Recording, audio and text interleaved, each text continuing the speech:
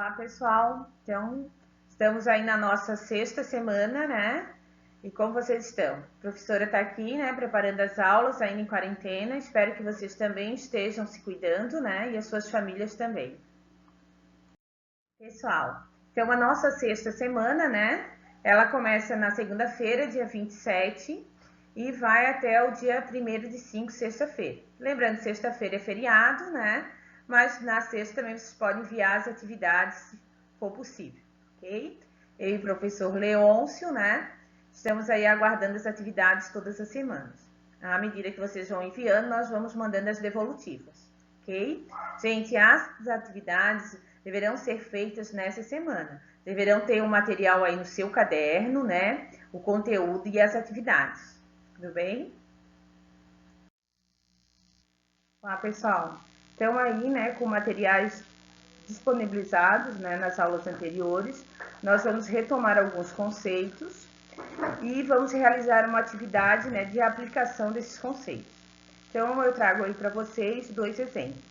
O primeiro exemplo, né, é dados dois conjuntos, sendo um conjunto A formado pelos animais de 4 patas, gato, cachorro, camelo, cavalo e coelho. E o segundo conjunto são formados, né, pelo número de sílabas de cada nome dos animais. Então, a gente traz aí o conjunto B igual a os elementos 2 e 3. Essa relação é uma relação de A em B, então o conjunto A é o conjunto de partida e o conjunto B é o conjunto de chegada. Então, a primeira coisa que nós vamos resolver é fazer o diagrama de Venn. Então, no diagrama de Venn, nós vamos ter aí um conjunto A formado pelos animais, né? Pelo gato, cavalo, camelo, cachorro e coelho, e o conjunto B formado pelas sílabas, né? Por 2 sílabas e 3 sílabas. Tudo bem até aí? Então, pessoal, a gente já respondeu aí o primeiro item, né? Do exemplo 1. Agora vamos pensar no segundo item. Então, a letra B pergunta, né? Pede para a gente determinar o domínio dessa função. Lembrando que o domínio é o conjunto de saída. Então, o domínio vai ser o nosso conjunto A, né? Que são formados aí pelos animais. Lembrando, né, que domínio, né, para representar o conjunto, a gente usa a letra maiúscula. O próximo item pede para determinar o contradomínio. E o nosso contradomínio é o conjunto de chegada. Nesse caso, o conjunto de chegada é o conjunto B. Né? Então, CD com letra maiúscula, né, representa o conjunto contradomínio. E em seguida pede para determinar a imagem. A imagem são os elementos de B que receberam a flecha. Então, nesse caso, a nossa imagem, né, ela é igual ao nosso contradomínio. E o próximo item, né, desse exercício, né, desse exemplo, pede para que a gente classifique essa função. Se a função ela é injetora, ela é sobrejetora ou ela é bijetora?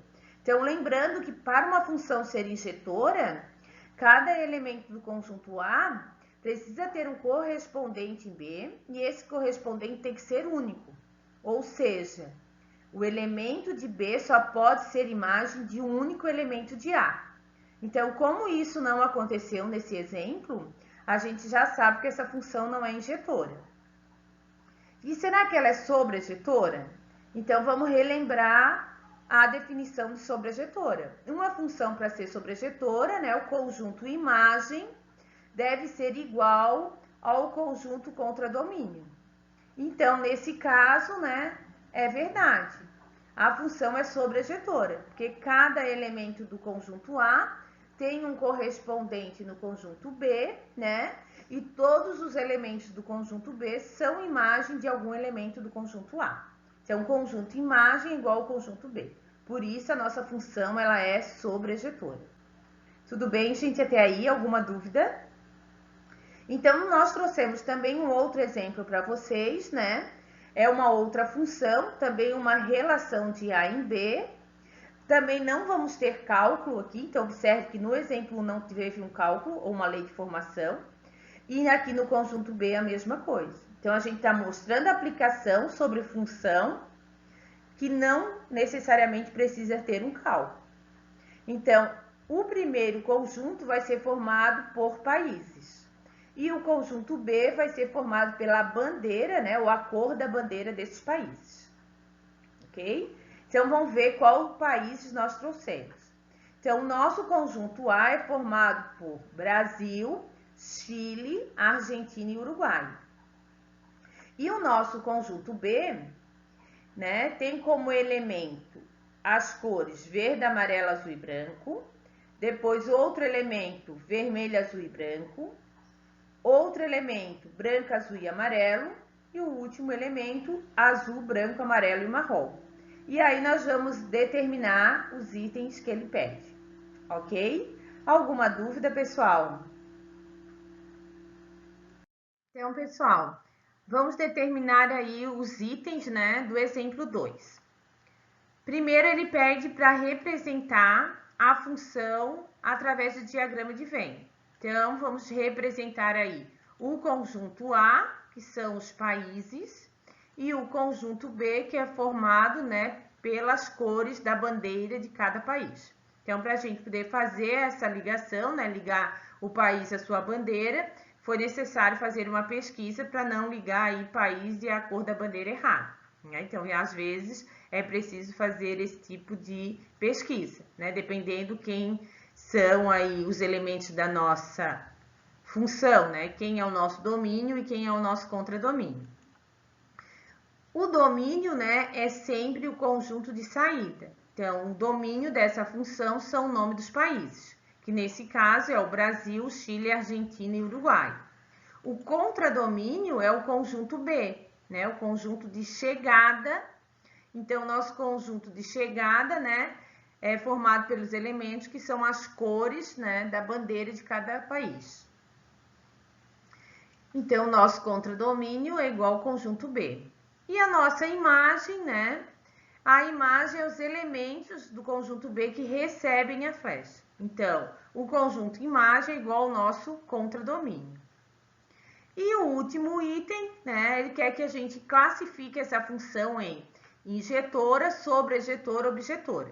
Então, vamos lembrar, né, da definição de injetora. Para a função ser injetora, cada elemento do conjunto A precisa ter um correspondente no conjunto B e esse correspondente tem que ser único. Ok? Então, essa função ela é injetora, porque cada elemento do contradomínio é a imagem de um elemento do domínio, sendo que essa imagem é única, é somente de um único elemento. Se a função é injetora, vamos ver se ela é sobrejetora. Para ser sobrejetora, o conjunto imagem precisa ser igual ao conjunto do contradomínio. A imagem precisa ser igual ao conjunto B. Isso também está acontecendo. Então, essa função ela é injetora, ela é sobrejetora, portanto, ela vai ser bijetora. Se ela é injetora e sobrejetora ao mesmo tempo, a função ela é bijetora. Ok, pessoal? Alguma dúvida? Tranquilo? Todo mundo conseguiu entender? Pessoal, agora é com vocês. Então, nós trouxemos aí 2 exemplos, né, de aplicação de função no dia a dia. Então, agora o desafio é para cada um de vocês, vão elaborar aí 3 funções, sendo que uma função precisa ser injetora, a outra sobrejetora e uma outra bijetora. Então, vocês vão usar a criatividade de vocês agora e vão fazer um exemplo para cada uma das funções. Então, não precisa ter um cálculo, não precisa ter uma lei de formação, né, algébrica, mas precisa ter o quê? Um conjunto A, um conjunto B, fazer a relação aí no diagrama de Venn, determinar o domínio, contradomínio, a imagem e classificar se a função é injetora, sobrejetora ou objetora. Então, a gente quer que vocês usem a criatividade e vocês mesmos façam, cada um de vocês, as suas 3 funções, ok? Podem desenhar, podem pintar. Quero ver o que vai chegar aí para nós essa semana, ok, pessoal? Então, boa semana para todos vocês. Um abraço, meu e do professor Leon.